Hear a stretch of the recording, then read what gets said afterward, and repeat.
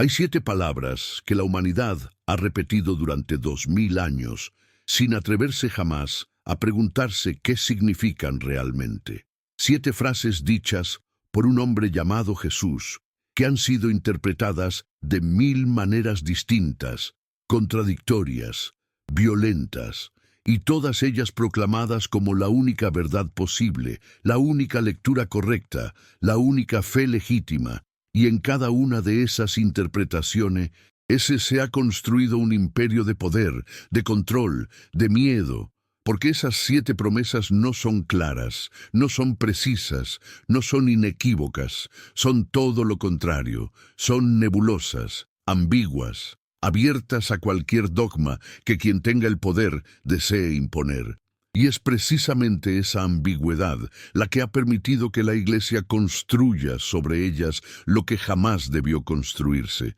un sistema de dominación, aunque no busca la verdad sino la obediencia, que no ilumina sino que ciega, que no libera sino que encadena, porque cuando una promesa puede significar todo, termina sin significar nada, y cuando un texto puede ser torcido para justificar cualquier cosa, termina siendo el pretexto perfecto para las atrocidades más inmundas, para las guerras más sangrientas, para los silencios más cómplices. Y Spinoza lo sabía, lo veía con una claridad que aterraba a quienes preferían vivir en la penumbra confortable de la fe ciega, porque él no venía a consolar, sino a despertar, no venía a confirmar, sino a cuestionar, no venía a unirse al coro de los creyentes, sino a pararse frente a ellos y preguntarles con una voz serena pero implacable por qué creían lo que creían.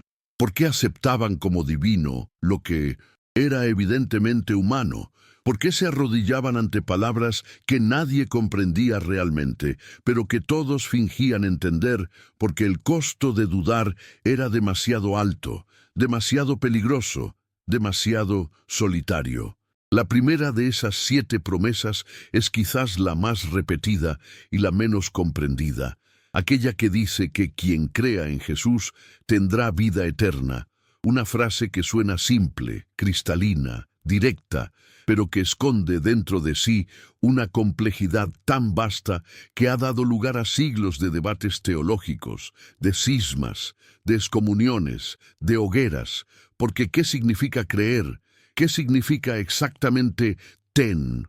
fe en un hombre que murió hace 2000 años, que dejó palabras contradictorias, que no escribió nada por sí mismo, cuya vida fue narrada décadas después de su muerte por hombres que no lo conocieron, que construyeron su figura a través de la memoria colectiva, de las leyendas, de las necesidades políticas de sus comunidades? ¿Y qué significa vida eterna? ¿Es acaso una existencia consciente después de la muerte? ¿Un paraíso de nubes y ángeles? ¿Una reunión con los seres amados? ¿O es quizás algo completamente distinto? Una metáfora, una forma de hablar sobre la trascendencia del espíritu, sobre la permanencia de las ideas, sobre la continuidad de la existencia a través de aquello que dejamos en el mundo. Pero la Iglesia no puede permitir esa incertidumbre, no puede tolerar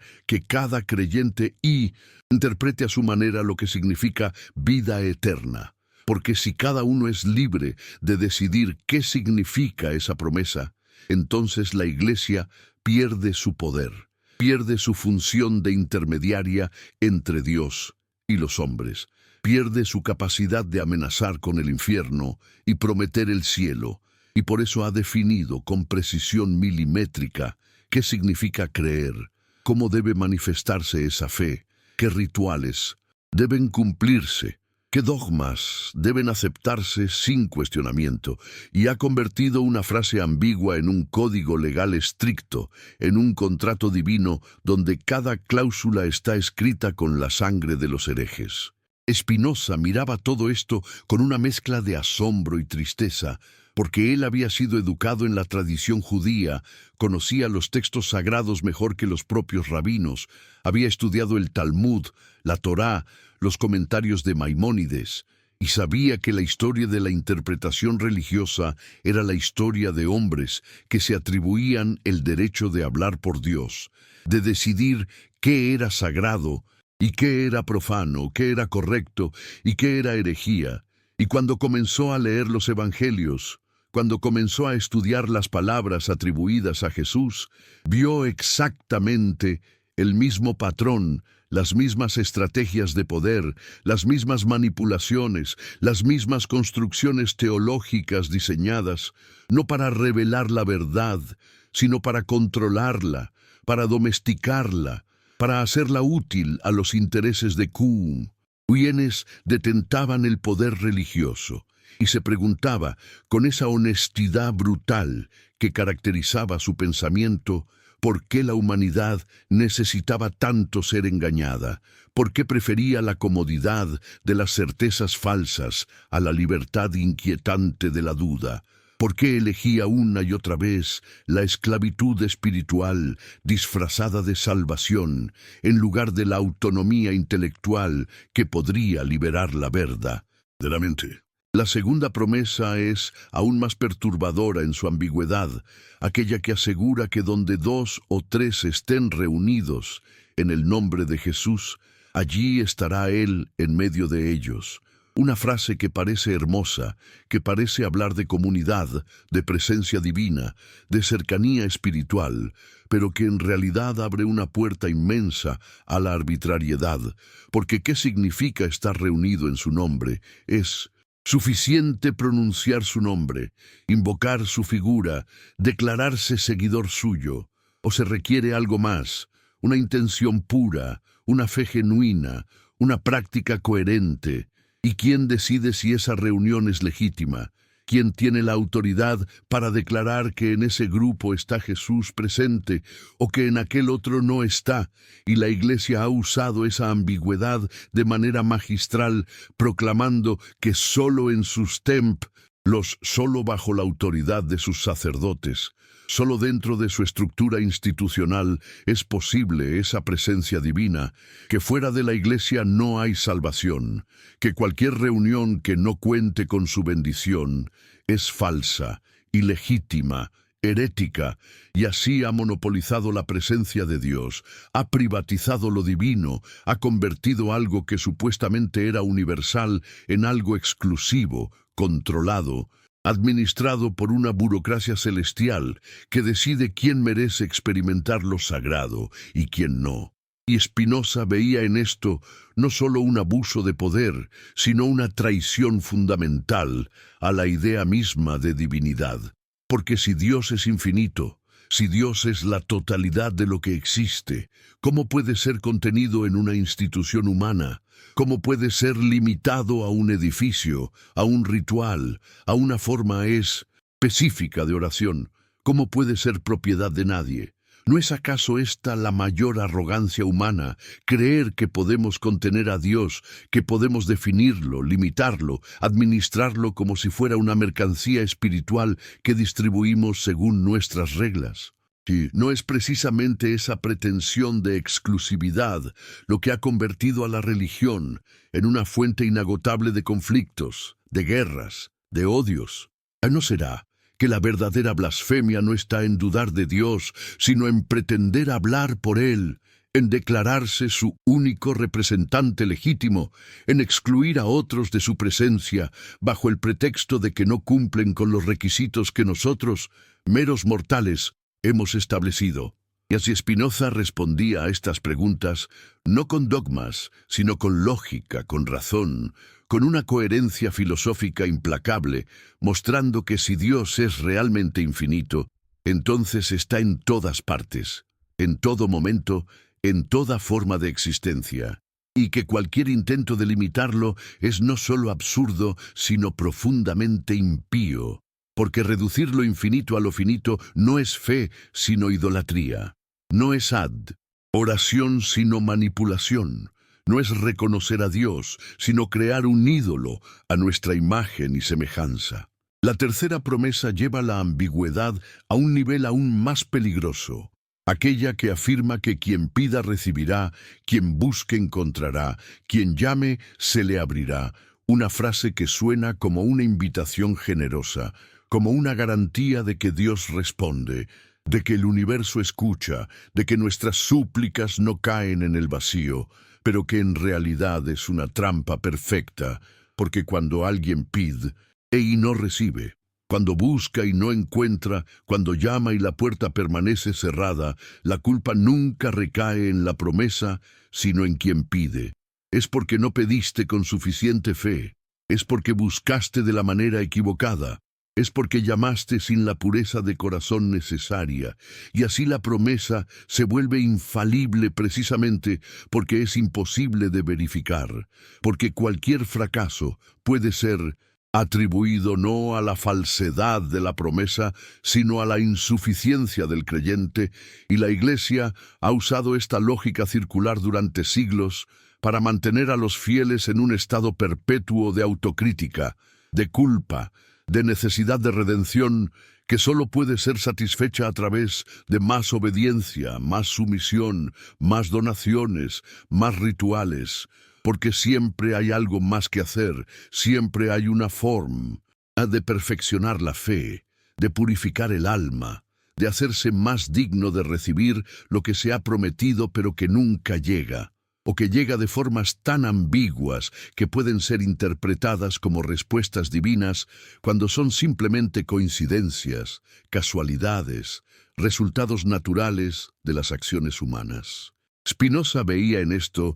no solo una manipulación psicológica, sino una comprensión profundamente errónea de cómo funciona el universo, porque para él, Dios no era un ser personal que escuchaba oraciones y concedía deseos como un monarca benevolente. Dios era la naturaleza misma, la totalidad de las leyes que gobiernan la existencia. Y esas leyes no cambian según nuestras súplicas, no se adaptan a nuestros deseos, no hacen excepciones por nuestras necesidades, funcionan con una necesidad absoluta, con una coherencia perfecta. Y entender eso no es perder la fe, sino ganar claridad, no es renunciar a Dios, sino comprenderlo verdaderamente. Porque si aceptamos que el universo funciona según leyes naturales, entonces podemos estudiar esas leyes, podemos comprenderlas, podemos trabajar con ellas en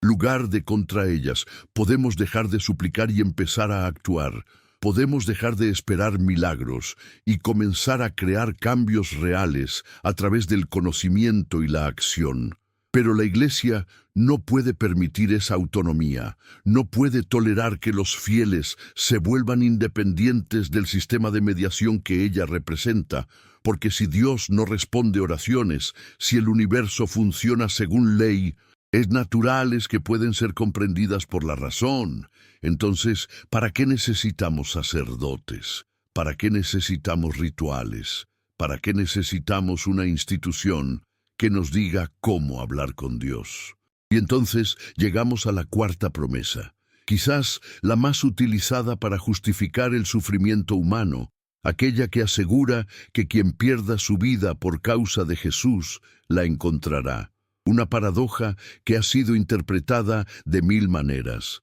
desde el martirio literal hasta la renuncia metafórica al egoísmo, desde el sacrificio heroico hasta la sumisión pasiva, y cada interpretación ha servido a propósito. Citos muy específicos, porque cuando la Iglesia necesitaba soldados para sus cruzadas, esta promesa justificaba morir en batalla como un acto de fe. Cuando necesitaba mantener a los pobres en su lugar, esta promesa justificaba aceptar la miseria terrenal como un camino hacia la riqueza celestial. Cuando necesitaba silenciar a quienes cuestionaban su autoridad, esta promesa justificaba la persecución de los herejes como un acto de amor divino, porque perder la vida podía significar perder la vida física, pero también perder la autonomía intelectual, perder la capacidad de pensar por uno mismo, perder la libertad de cuestionar, y encontrar la vida podía significar encontrar la salvación eterna, pero también encontrar un lugar seguro dentro de la estructura de poder eclesiástico, encontrar PR, protección a cambio de obediencia, encontrar identidad a cambio de sumisión, y Spinoza miraba todo esto con una mezcla de horror y fascinación, porque entendía que esta promesa era el núcleo mismo de la manipulación religiosa, la idea de que para ganar debes perder, de que para vivir debes morir, de que para ser libre debes esclavizarte, una lógica perversa que invierte todos los valores humanos naturales y los reemplaza con valores artificiales diseñados para beneficiar no al creyente, sino a la institución. ¿Qué clase de Dios pediría a sus criaturas que renuncien a la vida que les dio? ¿Qué clase de padre amoroso exigiría de sus hijos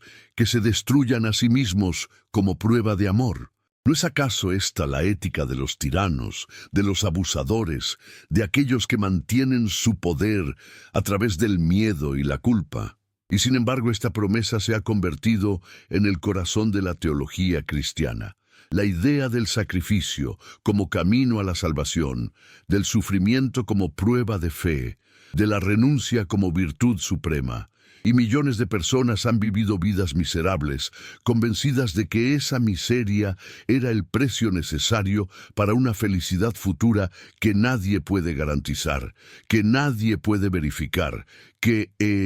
existe solo en las promesas de hombres que nunca han muerto y vuelto para confirmar que el paraíso es real. Y Spinoza se preguntaba si no era esto la mayor tragedia humana, desperdiciar la única vida que tenemos con certeza en nombre de otra vida que solo existe en nuestra imaginación, sacrificar la felicidad real y presente por una felicidad hipotética y futura, renunciar a nuestra humanidad para convertirnos en lo que otros han decidido que debemos ser, y él proponía algo radicalmente distinto. La idea de que la vida buena no requiere sacrificio sino comprensión, no requiere renuncia sino alegría, no requiere muerte sino plenitud. Porque cuando entendemos nuestra verdadera naturaleza, cuando comprendemos nuestro lugar en el orden natural del universo, cuando aceptamos que somos parte de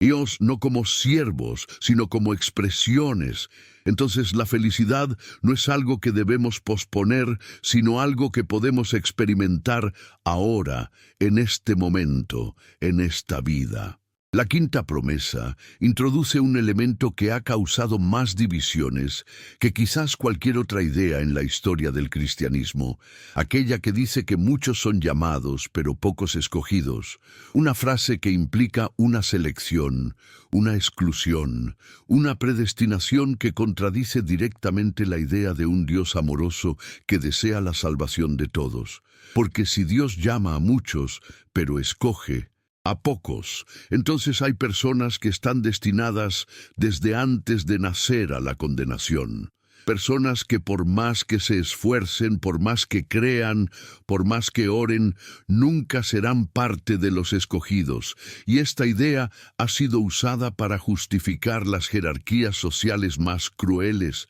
para explicar por qué algunos nacen en riqueza y otros en miseria, para legitimar sistemas de castas, de esclavitud, de opresión. Porque si Dios mismo ha dividido a la humanidad entre escogidos y no escogidos, entonces ¿quién soy yo para cuestionar esa división? ¿Quién soy yo para tratar de cambiar lo que Dios ha establecido? Y así, la promesa se convierte en una herramienta perfecta de control social, porque los que están arriba pueden justificar su posición como parte del plan divino, y los que están abajo deben aceptar su suerte también como parte de ese plan, y cualquier intento de cambiar el orden establecido se convierte automáticamente en una rebelión contra Dios, en una resistencia a su voluntad, en un pecado que merece castigo, y Spinoza veía en esto no solo una injusticia social, sino una contradicción lógica fundamental.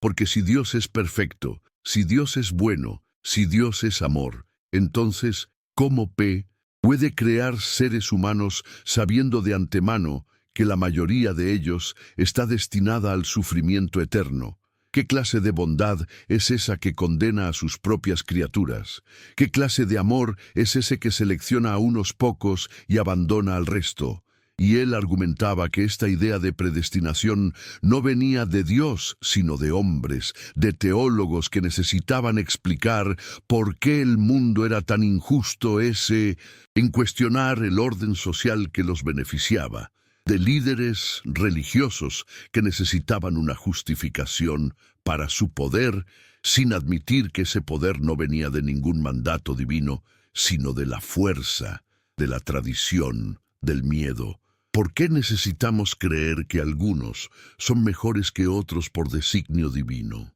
¿Por qué no podemos simplemente aceptar que todos somos iguales en nuestra humanidad, en nuestra capacidad de razón, en nuestro derecho a buscar la felicidad? ¿No será que esta necesidad de crear jerarquías espirituales es simplemente un reflejo de nuestro deseo de crear jerarquías sociales, de justificar la dominación de unos sobre otros, de mantener estructuras de poder que benefician a pocos a expensas de muchos? Y estas preguntas no eran retóricas para Spinoza, eran invitaciones genuinas a repensar todo, a cuestionar los fundamentos mismos de la teología, a preguntarse si lo que nos han enseñado como verdades divinas son realmente revelaciones de Dios o simplemente construcciones humanas diseñadas para servir a intereses muy terrenales, muy mundanos, muy egoístas, y la respuesta a la que llegaba una y otra vez era que la mayoría de los dogmas religiosos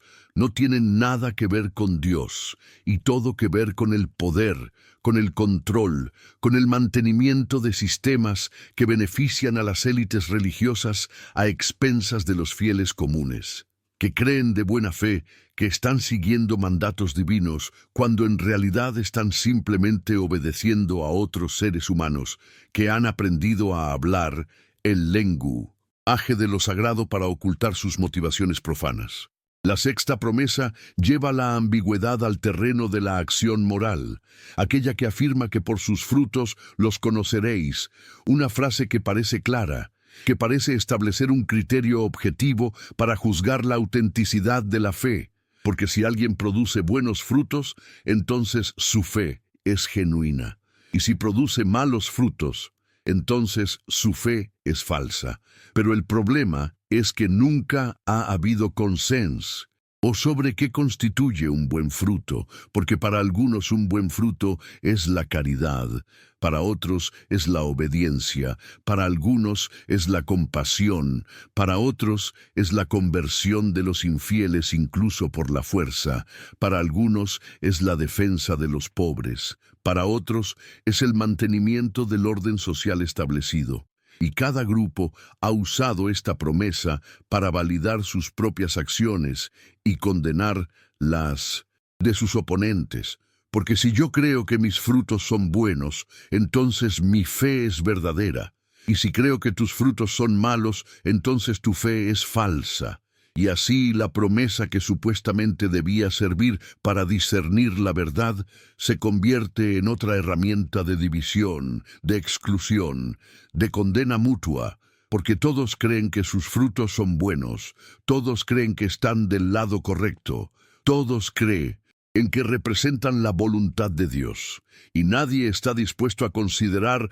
la posibilidad de que quizás todos están equivocados, de que quizás los frutos buenos no son acciones específicas, sino actitudes generales, disposiciones del alma, formas de relacionarse con el mundo que no pueden ser reducidas a comportamientos medibles, cuantificables, verificables. Y Spinoza entendía esto perfectamente. Entendía que la moralidad no puede ser legislada desde afuera, que no puede ser impuesta mediante reglas rígidas, que no puede ser reducida a una lista de comportamientos permitidos y prohibidos, porque la verdadera moralidad surge de la comprensión, del conocimiento de nuestra naturaleza y de cómo nuestras acciones afectan tanto nuestro propio bienestar como el bienestar de otros. Y esa comprensión No puede ser transmitida mediante dogmas,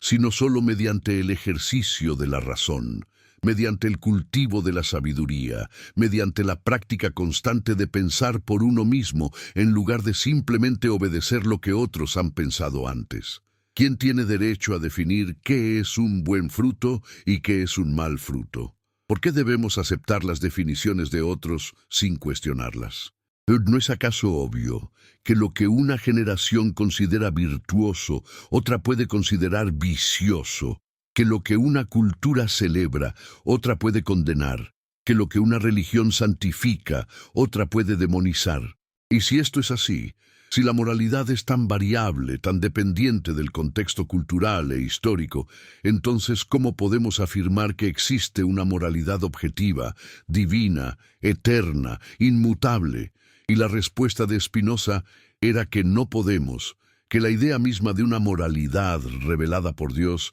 es una ilusión, una proyección de nuestros propios valores al cielo, una forma de dar autoridad divina a lo que son simplemente preferencias humanas. Y esto no significa que no existe la moralidad, no significa que todo es relativo, no significa que no hay diferencia entre el bien y el mal. Significa simplemente que esa diferencia debe ser descubierta mediante la razón y la experiencia, no impuesta mediante la autoridad y el dogma. Significa que debemos aprender a pensar moralmente en lugar de simplemente seguir reglas morales. Significa que debemos desarrollar nuestra capacidad de juicio en lugar de delegar ese juicio a otros que afirman hablar en nombre de Dios. Y finalmente llegamos a la séptima promesa, quizás la más ambiciosa y la más peligrosa, aquella que anuncia que Jesús vendrá nuevamente en gloria y majestad para juzgar a vivos y muertos, una promesa de fin del mundo, de juicio final, de separación definitiva entre los justos y los pecadores, y esta promesa ha sido usada durante 2000 años para mantener a los creyentes en un estado de expectativa permanente, de vigilancia constante, de preparación continua para un evento que nunca llega, pero que siempre está a punto de llegar, porque cada generación de cristianos ha creído ser la última. Cada época ha interpretado sus propias crisis como señales del fin. Cada guerra, cada epidemia, cada desastre natural ha sido leído como confirmación de que el regreso está cerca, y esta expectativa ha tenido efectos profundos en la forma en que las personas viven sus vidas. Porque si el fin está cerca, ¿para qué preocuparse por el futuro a largo plazo? ¿Para qué construir? ¿Para qué planear? ¿Para qué trabajar por un mundo mejor si este mundo está condenado a desaparecer? Y así la promesa del retorno se convierte en una excusa para la inacción, para la resignación, para aceptar el sufrimiento porque pronto todo cambiará. Pronto los últimos serán primeros y los primeros últimos. Pronto se hará justicia. Pero mientras tanto hay que esperar, hay que tener paciencia, hay que soportar. Y la Iglesia ha usado esta expectativa para mantener el control. Porque si el fin está siempre cerca pero nunca llega, entonces los fieles permanecen en un estado de dependencia perpetua, necesitando constantemente la guía de aquellos que supuestamente saben interpretar las señales, que pueden leer los tiempos, que tienen acceso privilegiado a los planes divinos. Spinoza miraba todo este aparato con una claridad que debió haberle parecido insoportable a sus contemporáneos, porque él veía no solo la manipulación, sino la tragedia, la cantidad inmensa de energía humana, de creatividad, de potencial desperdiciado en esperar algo que nunca va a suceder, en prepararse para un juicio que es solo una fantasía, en vivir para un futuro imaginario mientras se descuida el presente real. Y él preguntaba ¿por qué? ¿Por qué necesitamos estas fantasías? ¿Por qué no podemos simplemente aceptar la vida tal como es, finita, frágil, preciosa, precisamente porque no dura para siempre? Y él argumentaba que si realmente entendiéramos nuestra naturaleza, si realmente comprendiéramos que somos parte de un todo infinito, que nuestra existencia individual es una expresión temporal de algo eterno. Entonces no necesitaríamos promesas de vida después de la muerte, no necesitaríamos la fantasía del juicio final, no necesitaríamos ser amenazados con el infierno o tentados con el paraíso, porque encontraríamos en el conocimiento mismo, en la comprensión de nuestra conexión con todo lo que existe, una felicidad tan profunda, tan completa, tan satisfactoria, que nada más sería necesario, ninguna promesa exterior, ninguna recompensa futura, ningún castigo eterno, solo la alegría de existir, de comprender, de ser parte consciente del universo que se conoce a sí mismo a través de nosotros. Pero claro, esta visión no podía ser tolerada, no podía ser permitida, porque si la gente dejaba de temer el juicio final, si dejaba de necesitar la salvación, si descubría que podía ser feliz aquí y ahora, sin intermediarios, sin sacerdotes, sin iglesias, entonces todo el edificio de poder eclesiástico se derrumbaría, todo el sistema de control se volvería innecesario, toda la estructura que ha dominado Europa durante siglos perdería su razón de ser, y por eso Spinoza fue excomulgado. Por eso sus libros fueron prohibidos. Por eso su nombre se convirtió en sinónimo de herejía, no porque estuviera equivocado, sino porque tenía razón, no porque sus argumentos fueran débiles, sino porque eran demasiado fuertes. No porque amenazara a Dios, sino porque amenazaba a aquellos que habían construido imperios en nombre de Dios. Y la diferencia es crucial, porque atacar a Dios es fácil, es una blasfemia que puede ser castigada, pero mostrar que los que dicen hablar por Dios están mintiendo, que están manipulando, que están usando la fe como herramienta de dominación, eso es mucho más peligroso. Eso no puede ser tolerado, eso debe ser silenciado a cualquier costo. Y ahora, en este momento, mientras estas palabras llegan a ti desde cualquier rincón del mundo donde te encuentres, quizás te preguntes desde qué lugar del planeta nos estás escuchando, desde qué ciudad, desde qué país estás permitiendo que estas ideas entren en tu mente, y qué hora marca el reloj en tu zona mientras estos pensamientos de Spinoza atraviesan los siglos para encontrarte, porque hay algo profundamente hermoso en saber que estas palabras pueden estar resonando simultáneamente en Madrid a las 3 de la tarde, en Buenos Aires al mediodía, en Tokio a medianoche, en Los Ángeles al amanecer, en Ciudad de México por la mañana, en Sao Paulo por la tarde, y que en cada uno de esos lugares hay alguien deteniéndose, cuestionándose, permitiéndose dudar de lo que siempre le dijeron que era incuestionable. Y si estas palabras han tocado algo en ti, si han despertado una pregunta que no sabías que tenías, si han iluminado, aunque sea por un instante, una contradicción que siempre estuvo ahí, pero que nunca habías visto,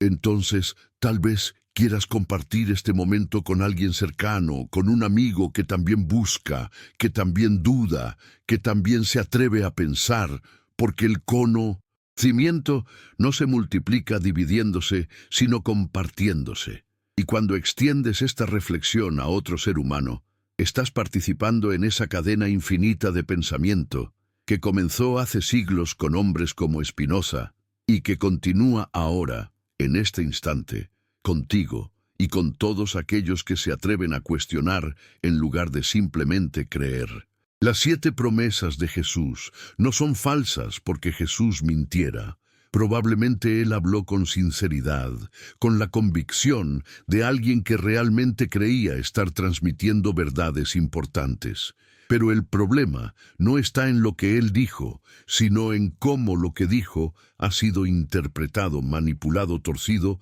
para servir propósitos que Él nunca imaginó. Porque es muy probable que Jesús, ese judío del siglo I que cuestionaba las autoridades religiosas de su tiempo, que defendía a los marginados, que hablaba de amor y compasión, Nunca pretendió fundar una institución que se convertiría en uno de los mayores imperios de poder de la historia humana. Nunca imaginó que sus palabras serían usadas para justificar cruzadas, inquisiciones, conquistas, genocidios. Nunca soñó que en su nombre se construirían catedrales llenas de oro mientras millones morían de hambre. Nunca pensó que sus enseñanzas sobre la humildad se convertirían en la justificación del lujo obsceno de príncipes eclesiásticos. Nunca anticipó que su mensaje de liberación espiritual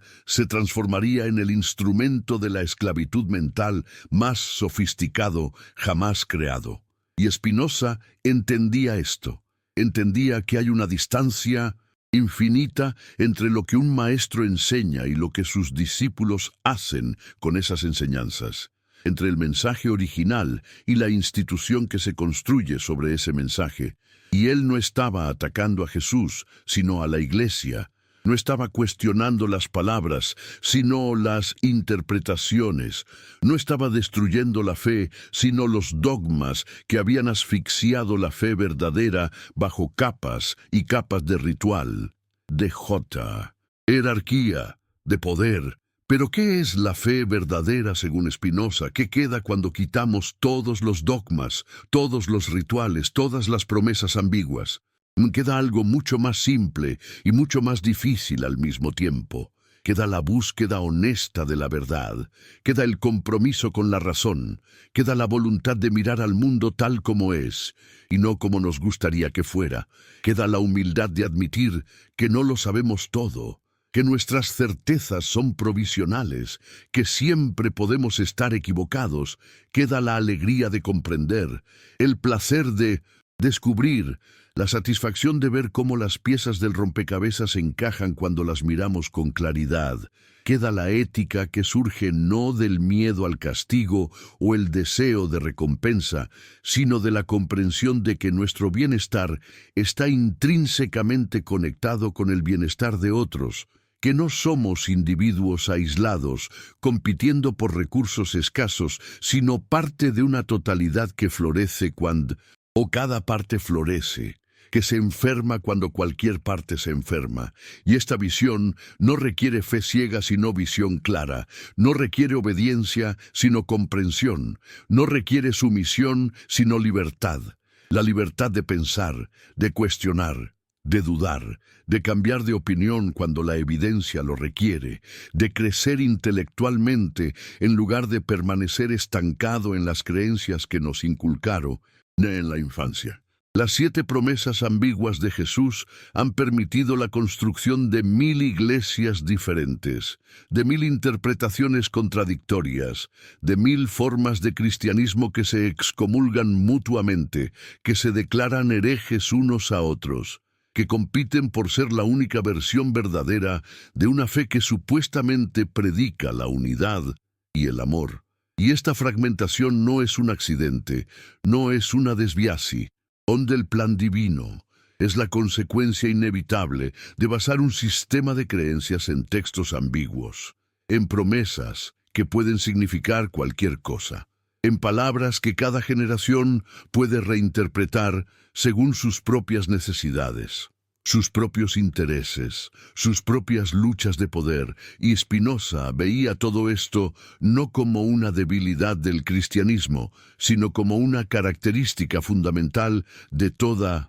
las religiones organizadas, porque todas ellas se basan en textos antiguos, escritos en contextos muy diferentes al nuestro, por personas que tenían preocupaciones muy diferentes a las nuestras, en lenguajes que expresaban ideas y conceptos que no se traducen fácilmente a nuestras categorías mentales modernas, y pretender que esos textos contienen verdades eternas e inmutables es no solo ingenuo, sino peligroso, porque nos ata a ideas del pasado que pueden no ser apropiadas para el presente, que pueden no responder a nuestras preguntas actuales, que pueden incluso obstaculizar nuestro desarrollo moral e intelectual en lugar de promoverlo. Parte 2. La historia del pensamiento humano es en gran medida la historia del conflicto entre dos formas radicalmente diferentes de conocer el mundo, dos modos de relacionarse con la verdad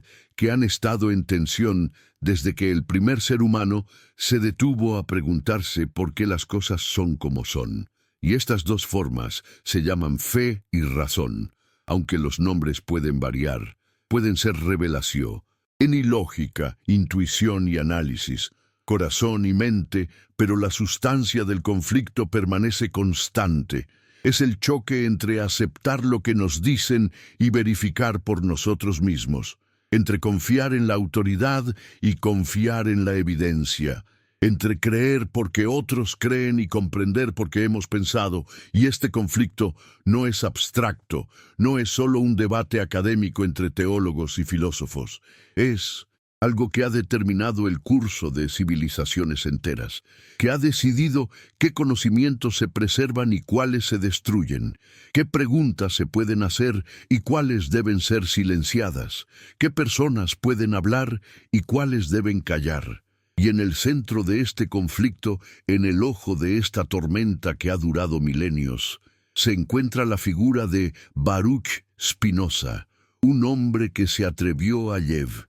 la razón hasta sus últimas consecuencias, sin importarle el costo, sin preocuparse por las amenazas, sin detenerse ante el rechazo de su propia comunidad, de su propia familia, de todo el mundo que conocía, porque para él la verdad no era algo que se pudiera negociar, no era algo que se pudiera ajustar según las circunstancias, no era algo que pudiera subordinarse a la comodidad, a la convenience y a la aceptación social. La Iglesia siempre supo que Spinoza era peligroso, pero no del modo en que los ateos simples son peligrosos, porque un ateo que simplemente niega a Dios puede ser descartado fácilmente, puede ser pintado como alguien que está en rebelión contra su Creador, como alguien que ha elegido el pecado sobre la virtud, como alguien cuya negación es en sí misma evidencia de su corrupción moral. Pero Spinoza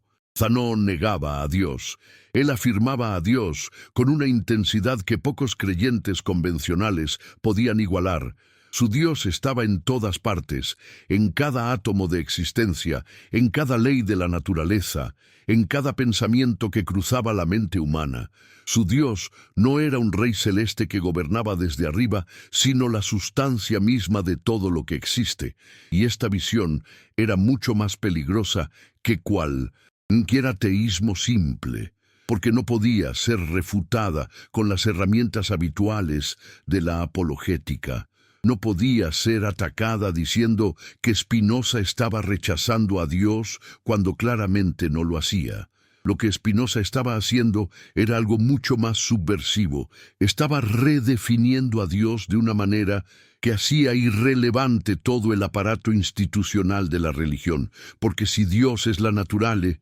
si Dios es el orden mismo de las cosas, entonces no necesitamos sacerdotes para comunicarnos con Él, no necesitamos rituales para adorarlo, no necesitamos iglesias para encontrarlo, solo necesitamos estudiar el mundo, comprender sus leyes, vivir en armonía con su orden. Y esta conclusión era inaceptable para cualquier institución religiosa cuya existencia dependía de ser el intermediario necesario entre Dios y la humanidad. ¿Por qué la fe y la razón tienen que estar en conflicto? ¿No podría una complementar a la otra? ¿No podría la fe dar significado a lo que la razón descubre y la razón dar claridad a lo que la fe intuye? Estas preguntas han sido exploradas por muchos pensadores a lo largo de la historia. Pensadores que han tratado de construir puentes entre estos dos mundos, demostrar que no hay contradicción esencial entre creer y pensar, entre confiar y verificar, entre aceptar y cuestionar. Y algunos de estos intentos han sido sofisticados, han sido sinceros, han sido bien intencionados, pero Spinoza veía en todos ellos una evasión fundamental, porque el conflicto entre fe y razón no es accidental. No es el resultado de malentendidos que pueden ser resueltos con la suficiente sutileza teológica. El conflicto es estructural, es inevitable, surge de la naturaleza misma de estas dos formas de conocimiento, porque la fe requiere la aceptación de proposiciones sin evidencia o incluso contra la evidencia. Requiere la suspensión del juicio crítico, requiere la voluntad de creer lo que no puede ser verificado, mientras que la razón requiere exactamente lo opuesto, requiere evidencia, requiere verificación, requiere la disposición a rechazar cualquier proposición que no pueda ser demostrada o que contradiga lo que ya sabemos ser verdad. Y estos dos requisitos no pueden ser reconciliados, no pueden ser armonizados. Uno debe subordinarse al otro o deben mantenerse en compartimentos separados que nunca se toquen. Y esta última opción, la de mantener la fe y la razón en mundos separados, es la solución que muchos han adoptado, viviendo una especie de esquizofrenia intelectual, donde los domingos aceptan verdades que los lunes negarían, donde en la iglesia afirman cosas que en el laboratorio rechazarían, donde el corazón dice una cosa y la mente otra, y Spinoza consideraba esta separación no solo imposible de mantener honestamente, sino profundamente dañina, porque fragmenta el ser humano, lo divide contra sí mismo, lo obliga a vivir en una mentira constante donde nunca puede ser completamente coherente, completamente integrado, completamente en paz consigo mismo. La vida de Spinoza es la historia de un hombre que eligió la coherencia sobre la comodidad, la verdad sobre la aceptación, la razón sobre la tradición, y el precio que pagó fue inmenso, porque fue excomulgado de la comunidad judía en la que nació con un cherem tan severo que es estremecedor leerlo incluso siglos después. Un decreto que no solo lo expulsaba de la sinagoga, sino que prohibía a cualquier judío hablar con él, comer con él, leer sus escritos, hacer negocios con él, estar a menos de 4 codos de distancia de él, un decreto que lo declaraba maldito de día y maldito de noche, maldito cuando se acostara y maldito cuando se levantara, maldito cuando saliera y maldito cuando entrara, un decreto que invocaba todas las maldiciones escritas en la Torá para que cayeran sobre él. Y todo esto ¿por qué? Por pensar, por hacer preguntas, por no aceptar que los textos sagrados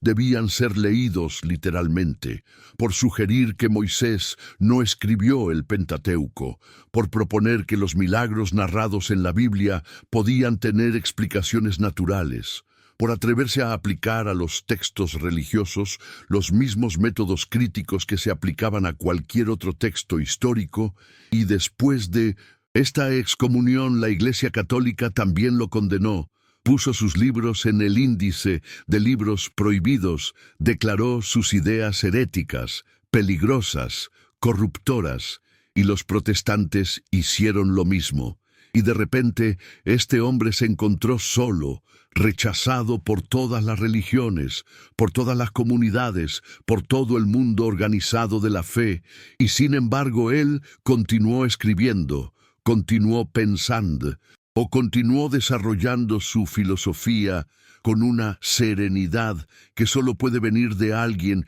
que ha encontrado en la verdad misma su consuelo, su comunidad, su hogar. ¿Qué vio Spinoza en los textos sagrados que otros no vieron o prefirieron no ver? Vio contradicciones, vio inconsistencias, vio evidencia de múltiples autores con diferentes agendas, diferentes estilos, diferentes teologías. Vio signos claros de que estos textos habían sido editados, reescritos, combinados a lo largo de siglos, que no eran la palabra pura de Dios transmitida intacta a través del tiempo, sino documentos humanos que reflejaban las creencias, los conflictos, las preocupaciones de las personas que los escribieron. Y esta observación, que hoy es aceptada por casi todos los estudiosos serios de la Biblia, era en su tiempo una herejía tan grave que podía costar la vida,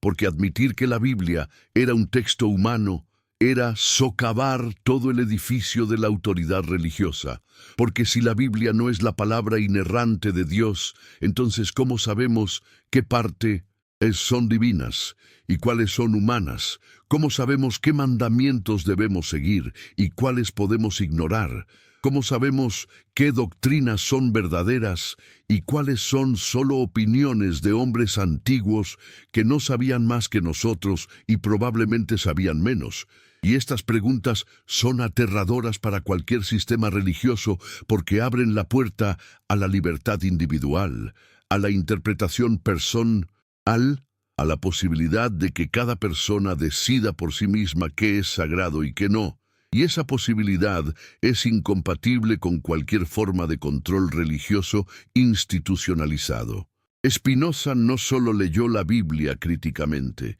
la leyó filosóficamente, y lo que encontró lo llevó a conclusiones radicales sobre la naturaleza de Dios. Porque si Dios era realmente omnipotente, omnisciente, infinito, entonces Dios no podía ser el tipo de ser que la teología tradicional describía. No podía ser un rey celeste que se enfadaba y se arrepentía, que cambiaba de opinión, que hacía promesas y amenazas, que favorecía a un pueblo sobre otros, que exigía sacrificios y adoración. Porque todas estas características son humanas, demasiado humanas. Son proyecciones de nuestros propios deseos y miedos al cielo, son formas de imaginar a Dios a nuestra imagen y semejanza en lugar de tratar de comprender a Dios tal como es. Y Spinoza argumentaba que si realmente queríamos conocer a Dios, si realmente queríamos ir más allá de nuestras fantasías antropomórficas,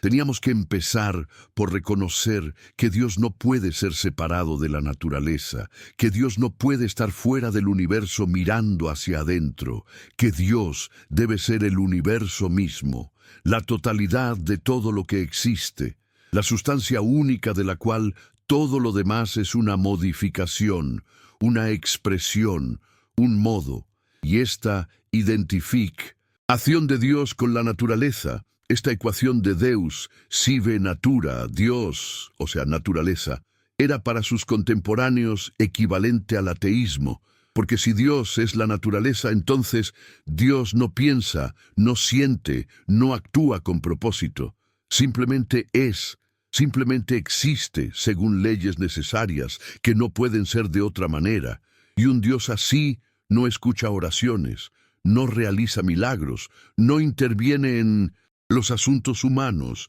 Y entonces, ¿para qué sirve ese Dios? ¿Qué consuelo ofrece? ¿Qué esperanza da? ¿Qué diferencia hace en nuestras vidas? Pero Spinoza respondería que estas preguntas solo tienen sentido si pensamos que el propósito de Dios es servirnos, consolarnos, darnos esperanza, como si Dios existiera para nuestro beneficio, como si fuéramos el centro del universo y todo lo demás, incluyendo lo divino, existiera en función nuestra. Y esta arrogancia antropocéntrica es precisamente lo que Spinoza quería destruir, porque una vez es que entendemos que no somos el centro, que somos una parte infinitesimal de un todo infinito, que nuestras preocupaciones y deseos individuales son insignificantes desde la perspectiva del cosmos. Entonces, paradójicamente, nos liberamos. Nos liberamos del peso de creer que el universo gira en torno a nosotros, del miedo de que Dios nos esté constantemente juzgando, de la ansiedad de tener que cumplir con expectativas divinas que nunca podemos estar seguros de entender correctamente. Y en lugar de todo eso, encontramos una paz más profunda, la paz que viene de aceptar nuestro lugar en el orden natural, de comprender que somos parte de algo mucho más grande que nosotros mismos, de reconocer que nuestra felicidad depende no de la intervención divina, sino de nuestro propio conocimiento, de nuestra propia comprensión, de nuestra propia capacidad de vivir según la razón. ¿Pero cómo se vive según la razón? ¿Qué significa exactamente eso en términos prácticos? Para Spinoza, significaba primero y ante todo conocerse a sí mismo, comprender la naturaleza de nuestras emociones, de nuestros deseos, de nuestras motivaciones, porque la mayoría de las personas viven como esclavos de sus pasiones, empujados de un lado a otro por impulsos que no comprenden, por deseos que no controlan, por emociones que los dominan, y llaman a esto vida, llaman a esto libertad, cuando en realidad es la forma más completa de esclavitud, la esclavitud a uno mismo, a la parte irracional de uno mismo que responde ciegamente a estímulos externos sin ninguna comprensión de por qué responde así. Y la razón ofrece una vía de escape de esta esclavitud, no suprimiendo las emociones, no negando los deseos, sino comprendiéndolos, viéndolos claramente, reconociendo sus causas, sus mecanismos, sus patrones, y en esa comprensión encontrar la capacidad de no ser completamente dominados por ellos, de mantener cierta distancia, cierta perspectiva, cierta libertad incluso en medio de las tormentas emocionales que inevitablemente nos atraviesan. Y esta libertad, esta autonomía que surge del conocimiento, es lo que Spinoza consideraba la mayor bendición que un ser humano puede alcanzar. Es lo que él llamaba beatitud, que no es la felicidad superficial de conseguir lo que queremos, sino la alegría profunda de ser lo que realmente somos, de expresar nuestra naturaleza más auténtica, de vivir en armonía con el orden del universo del cual formamos parte. La Iglesia temía a Spinoza no porque fuera un destructor, sino porque era un revelador, porque él mostraba que el emperador estaba desnudo, que detrás de todas las elaboradas construcciones teológicas, detrás de todos los concilios y dogmas y excomuniones y anátemas, no había nada excepto hombres tratando de mantener su poder, hombres usando la autoridad divina como máscara para su autoridad muy humana y muy terrenal. Y esta revelación era inaceptable, tenía que ser silenciada, porque si la gente comenzaba a ver lo que Spinoza veía, si comenzaba a cuestionar lo que Spinoza cuestionaba, si comenzaba a pensar como Spinoza pensaba, entonces toda la estructura se vendría abajo, toda la jerarquía se revelaría como innecesaria, todo el sistema de mediación entre Dios y los humanos se mostraría como el fraude que era, y los que habían construido sus vidas, sus carreras, sus fortunas sobre ese sistema, no podían permitir que eso sucediera, no podían tolerar que sus cimientos fueran socavados, no podían aceptar que su autoridad fuera desafiada, y por eso reaccionaron con toda la violencia que tenían a su disposición, con excomuniones, con prohibiciones, con amenazas, con la esperanza de que, si hacían suficientemente horrible el castigo por pensar libremente, nadie más se atrevería a seguir el ejemplo de Spinoza. Pero no pudieron silenciarlo completamente, no pudieron evitar que sus ideas se difundieran, porque las ideas verdaderas tienen una forma de sobrevivir incluso a los intentos más determinados de destruirlas. Se filtran, se copian, se transmiten de boca en boca, de mano en mano. Encuentran a las personas que están listas para recibirlas, que están buscando exactamente lo que esas ideas ofrecen. Y las ideas de Spinoza encontraron audiencia entre los pensadores de la Ilustración, entre los filósofos que construirían las bases del mundo moderno, entre todos aquellos que sentían que la religión tradicional ya no podía responder a las preguntas que la ciencia estaba planteando, que ya no podía ofrecer explicaciones satisfactorias de cómo funciona el mundo, que ya no podía mantener su monopolio sobre la verdad cuando la evidencia empírica contradecía sus dogmas una y otra vez. Y estos pensadores leyeron a Spinoza, a veces abiertamente, a veces en secreto, a veces citándolo, a veces sin mencionarlo pero claramente influenciados por él, y construyeron sobre sus fundamentos, desarrollaron sus ideas, las aplicaron a nuevos problemas, las adaptaron a nuevos contextos, Y así el pensamiento de un hombre solitario, excomulgado y rechazado por su propia comunidad, se convirtió en una de las corrientes más poderosas de la filosofía moderna, en una forma de pensar que todavía hoy, siglos después, sigue siendo radical, sigue siendo provocadora, sigue siendo peligrosa para cualquier forma de autoridad que se base en la fe ciega en lugar de en la razón transparente. ¿Qué habría pensado Jesús de todo esto? ¿Qué habría dicho el judío del siglo I que predicaba en sinagogas y en campos abiertos sobre el imperio que se construyó en su nombre? ¿Habría reconocido su mensaje en las elaboradas liturgias de las catedrales? ¿Habría aprobado la riqueza obscena del Vaticano? ¿Habría bendecido las cruzadas, las inquisiciones, las conversiones forzadas? En estas preguntas son imposibles de responder con certeza, porque no conocemos realmente a Jesús. Solo conocemos las múltiples versiones de Jesús que han sido construidas por sus seguidores, cada generación creando un Jesús a su imagen y semejanza. Un Jesús que confirma sus propias creencias, que justifica sus propias acciones, que valida sus propias estructuras de poder, pero Spinoza creía que podíamos intentar separar al Jesús histórico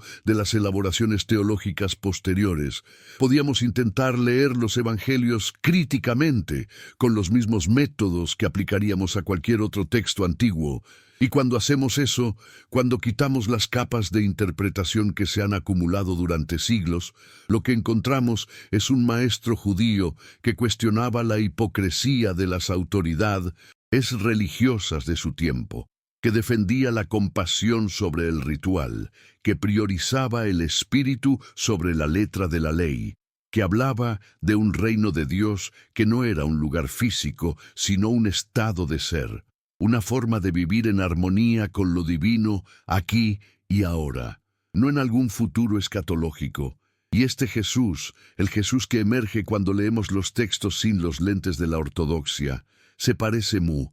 más a Spinoza que a los inquisidores que quemaron herejes en nombre de Cristo. La segunda parte de nuestra narración alcanza ahora un punto de intensidad especial, porque hemos visto cómo las 7 promesas ambiguas permitieron la construcción de 1000 dogmas contradictorios. Hemos visto cómo Spinoza desafió todo el sistema de interpretación que la Iglesia había construido. Y ahora debemos enfrentar la pregunta más difícil de todas, la pregunta que Spinoza nos obliga a confrontar, aunque preferiríamos no hacerlo, y esa pregunta es esta. ¿Puede existir la religión sin dogma? ¿Puede haber fe sin certezas absolutas? ¿Puede una persona ser religiosa y al mismo tiempo escéptica? Y la respuesta de Spinoza sería que no solo puede, sino que debe, que la verdadera religiosidad comienza precisamente cuando las certezas falsas se derrumban,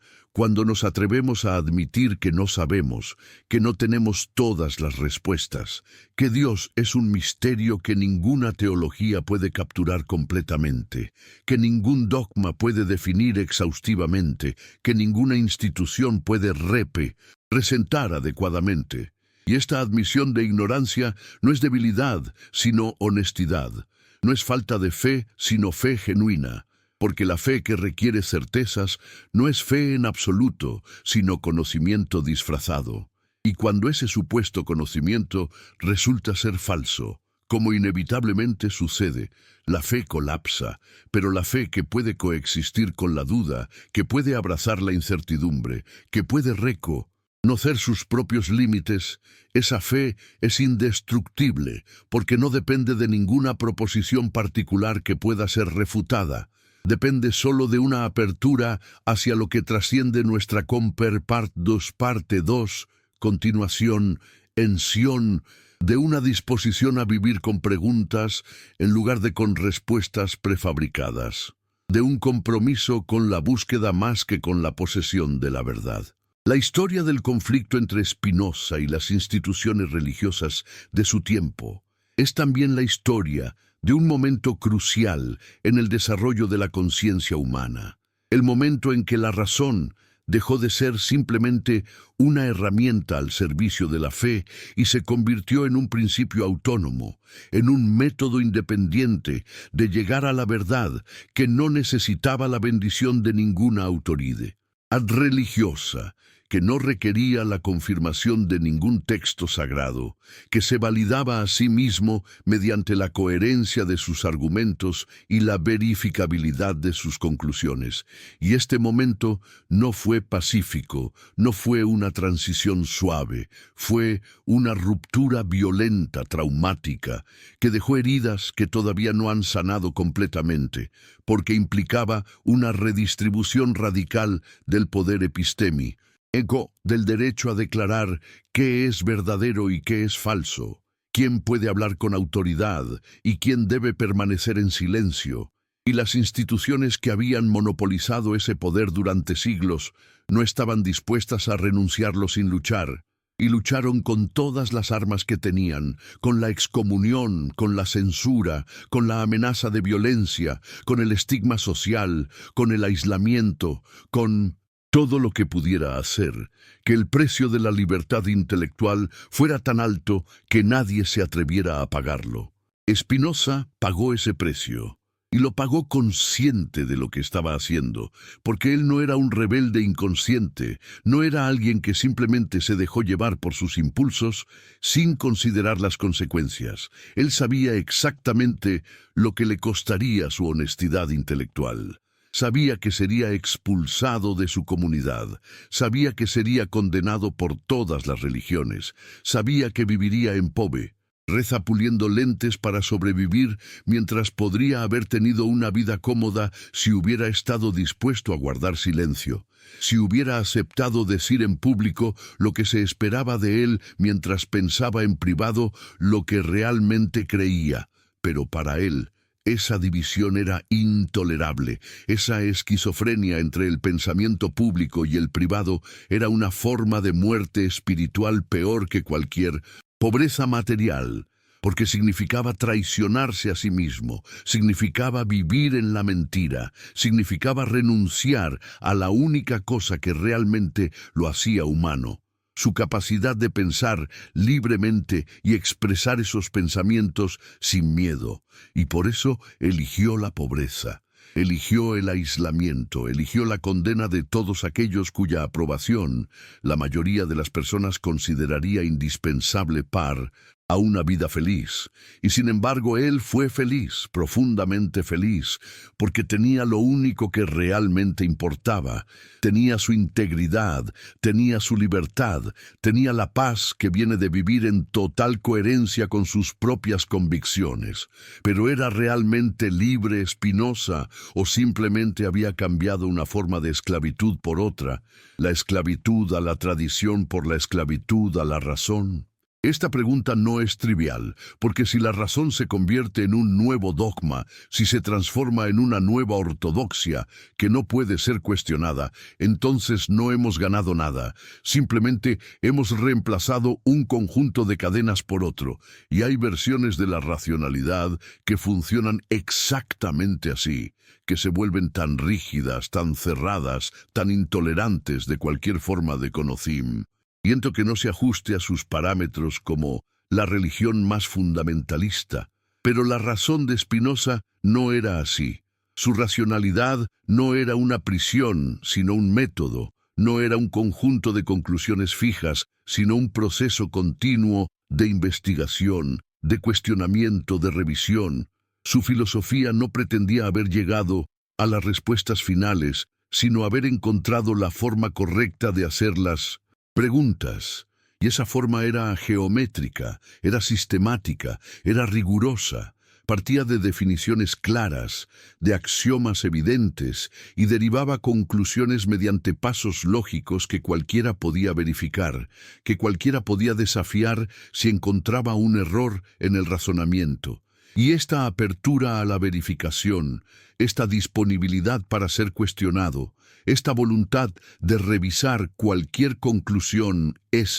y la evidencia lo requería. Esto es lo que distingue la razón genuina del dogmatismo racionalista, porque la razón verdadera no teme a las preguntas, no se siente amenazada por el desafío, no necesita protegerse con excomuniones y prohibiciones. Se defiende a sí misma mediante la fuerza de sus argumentos, mediante la claridad de su lógica, mediante la coherencia de sus conclusiones. Las 7 promesas de Jesús que Spinoza examinaba con su mirada filosófica no eran únicas en su ambigüedad. Toda la Biblia está llena de pasajes que pueden ser interpretados de múltiples maneras, de narrativas que contienen contradicciones, de leyes que parecen aplicarse en un contexto pero no en otro, de profecías que pueden referirse a eventos contemporáneos al profeta o a eventos futuros o a eventos que nunca sucedieron,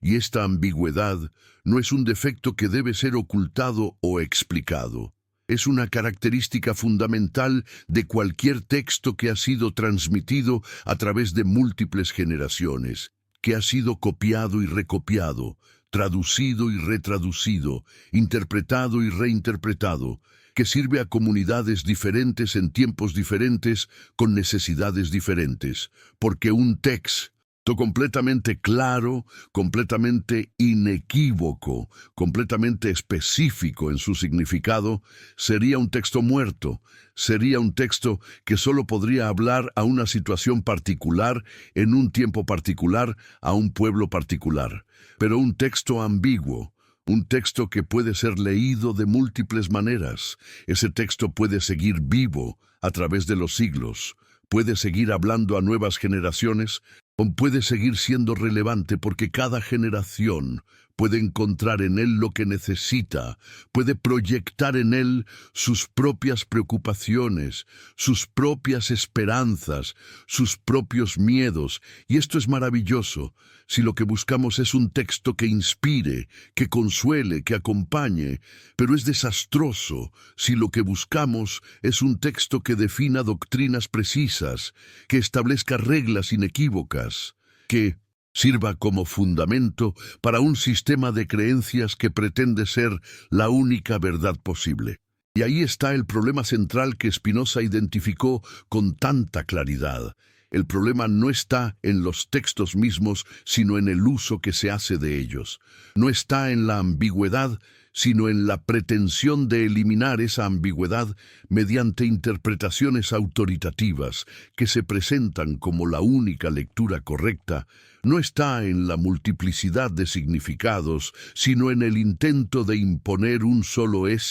significado como si fuera el único legítimo. Porque cuando una institución religiosa declara que tal pasaje significa esto y solo esto, que tal promesa se refiere a aquello y solo a aquello, que tal mandamiento debe ser entendido así y solo así, lo que está haciendo es no revelar el significado del texto, sino construir un significado particular, y luego afirmar que ese significado estaba ahí desde el principio, que es lo que el autor original quiso decir, que es lo que Dios mismo está comunicando a través del texto, y esta afirmación es doblemente falsa. Primero porque no podemos saber con certeza lo que el autor original quiso decir. Vivió hace miles de años en una cultura completamente diferente con conceptos y categorías mentales diferentes a las nuestras. Y segundo porque incluso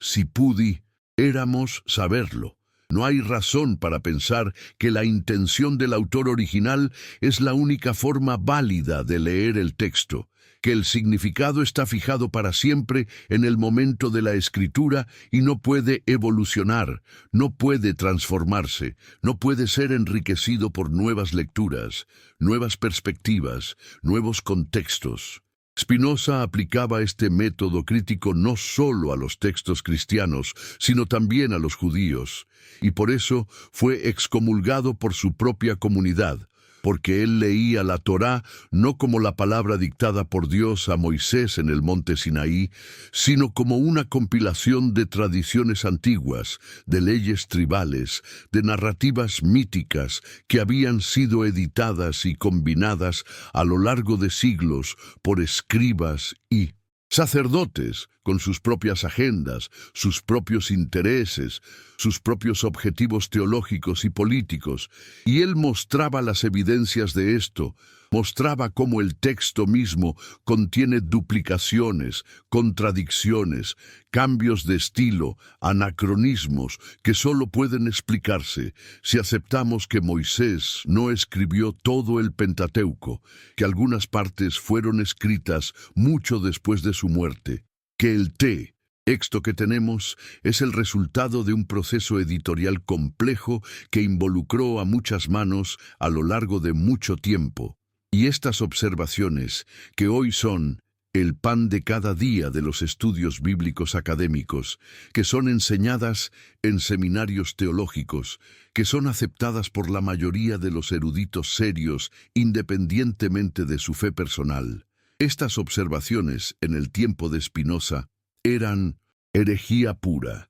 Eran suficientes para ser condenado no solo por la comunidad religiosa, sino potencialmente por las autoridades civiles, que veían en cualquier cuestionamiento de la religión una amenaza al orden social, porque la religión no era solo una cuestión de creencia personal, sino el cemento que mantenía unida a la sociedad, y cualquier cosa que debilitara ese cemento era considerada peligrosa, subversiva, criminal. ¿Por qué las sociedades necesitan tanto proteger sus narrativas sagradas del escrutinio crítico? ¿Qué tienen que perder si permitimos que esas narrativas sean examinadas, cuestionadas, analizadas como cualquier otro texto histórico? La respuesta es poder,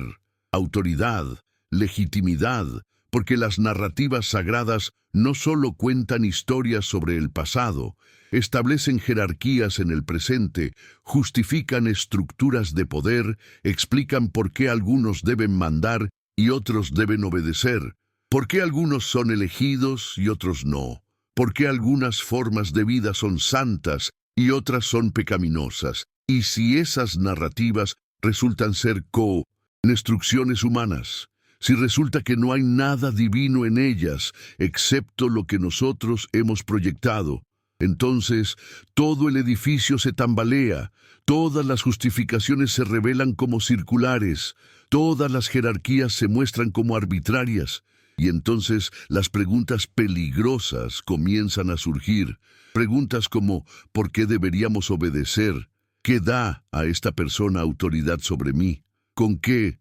derecho esta institución me dice cómo debo vivir? Y estas preguntas no pueden ser respondidas apelando a la tradición cuando la tradición misma ha sido desacralizada. No pueden ser respondidas apelando a Dios cuando Dios ha sido redefinido de una manera que lo hace indiferente a los asuntos humanos. No pueden ser respondidas apelando a los textos sagrados cuando esos textos han sido mostrados como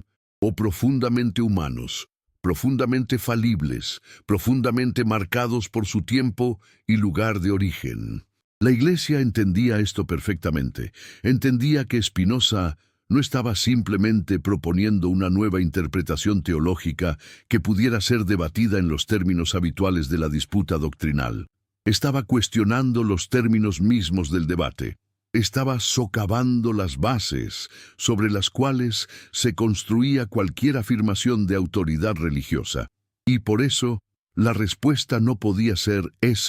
simplemente refutar sus argumentos. Tenía que ser deslegitimarlo completamente. Tenía que ser convertirlo en un paria, en un ejemplo de lo que le sucede a quien se atreve a pensar demasiado libremente, a quien se atreve a cuestionar demasiado radicalmente, a quien se atreve a seguir la razón hasta sus últimas consecuencias sin detenerse cuando esas consecuencias se vuelven incómodas, inconvenientes, peligrosas para el orden establecido, y así Spinoza se convirtió en un símbolo, en una advertencia, en un nombre que no podía ser mencionado sin horror, y sus libros circulaban en secreto, eran copiados a mano, eran leídos por la luz de velas en habitaciones cerradas por personas que sabían que podrían ser castigadas si los descubrían, pero que no podían resistir la atracción de ideas tan radicales. Les tan liberadoras, tan profundamente verdaderas, que una vez que las leías, no podías volver a ver el mundo de la misma manera. Las 7 promesas ambiguas con las que comenzamos esta reflexión se revelan ahora no como defectos en las enseñanzas de Jesús, sino como oportunidades, como espacios abiertos que cada generación puede llenar con su propia comprensión, con su propia sabiduría, con sus propias necesidades. Y el problema no es que diferentes personas las interpreten de manera diferente. El problema es que algunas personas afirman que su interpretación es la única correcta y están dispuestas a usar la violencia para imponerla, porque la violencia teológica, ya sea física o psicológica, ya sea la hoguera o la excomunión, ya sea el castigo corporal o la condenación eterna, la violencia teológica siempre surge cuando alguien está tan seguro de tener razón que no puede tolerar que otros piensen diferente, cuando alguien está tan convencido de poseer la verdad que considera que cualquier desacuerdo es no solo un error, sino un pecado, no solo una equivocación, sino una rebelión contra Dios mismo. Y esta certeza absoluta es lo opuesto a la fe verdadera, porque la fe verdadera puede coexistir con la duda, puede admitir que no sabe todo, puede reconocer que otros pueden ver cosas que ella no ve, puede estar abierta a cambiar, a crecer, a evolucionar, mientras que la certeza absoluta es rígida, es frágil, es defensiva, necesita constantemente protegerse de cualquier desafío, porque en el fondo sabe que si admite una sola duda, si acepta una sola pregunta sin respuesta, todo el edificio podría colapsar. Spinoza vivió su vida como un desafío a esa certeza, como una demostración de que es posible vivir con integridad, con alegría, con paz interior, sin necesidad de esas certezas falsas, sin necesidad de dogmas que nos digan exactamente qué pensar, sin necesidad de instituciones que medien nuestra relación con lo divino, porque esa relación es directa, es inmediata, es tan natural como respirar una... ¿Ves que entendemos que no estamos separados de Dios, sino que somos expresiones de Dios, modos de la sustancia infinita, pensamientos en la mente eterna? Y esta comprensión no nos hace arrogantes, sino humildes, no nos hace sentirnos especiales, sino parte de todo, no nos aísla, sino que nos conecta con cada otro ser, con cada otra cosa, con la totalidad de la existencia. Y en esa conexión encontramos, es no solo consuelo, sino significado, no solo paz, sino propósito, no solo aceptación, sino alegría, la alegría de ser, de existir, de participar en este milagro continuo que es la realidad misma. Y ahora, mientras estas palabras atraviesan el espacio y el tiempo para llegar a ti, quizás te des cuenta de que estás participando en esa misma cadena de pensamiento que Spinoza inició hace siglos, que estás continuando esa conversación que nunca termina, que nunca puede terminar mientras haya seres humanos dispuestos a pensar, a cuestionar, a buscar, y tal vez quieras extender esa cadena más ya de ti mismo, compartiendo estas reflexiones con alguien que también busca, que también duda, que también se atreve a preguntar, y en ese acto de compartir, en esa extensión del pensamiento de una mente a otra, estás haciendo exactamente lo que Spinoza hizo. Estás resistiendo la tendencia de las instituciones a monopolizar la verdad. Estás afirmando que el conocimiento no es propiedad de nadie, sino un bien común que florece cuando es compartido libremente, sin restricciones, sin censura, sin miedo. La segunda parte de nuestra travesía filosófica termina aquí, pero la pregunta que hemos estado explorando permanece abierta, permanece viva, permanece urgente, porque el conflicto entre fe y razón no es algo del pasado, no es una disputa histórica que fue resuelta hace siglos. Es algo que cada generación debe enfrentar de nuevo, cada individuo debe resolver por sí mismo, cada sociedad debe negociar en sus propios términos, porque las fuerzas que Spinoza enfrentó siguen presentes. El deseo de certeza sigue siendo poderoso, la atracción de las respuestas fáciles sigue siendo fuerte, la tentación de dejar que otros piensen por nosotros sigue siendo seductora, y resistir esas fuerzas, mantener viva la llama del pensamiento crítico, preservar la libertad de cuestionar, eso requiere coraje,